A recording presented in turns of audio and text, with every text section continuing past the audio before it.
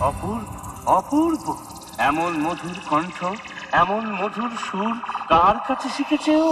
Sound master present, Jaipur থেকে। দিনু ভাই music production, Onda থেকে।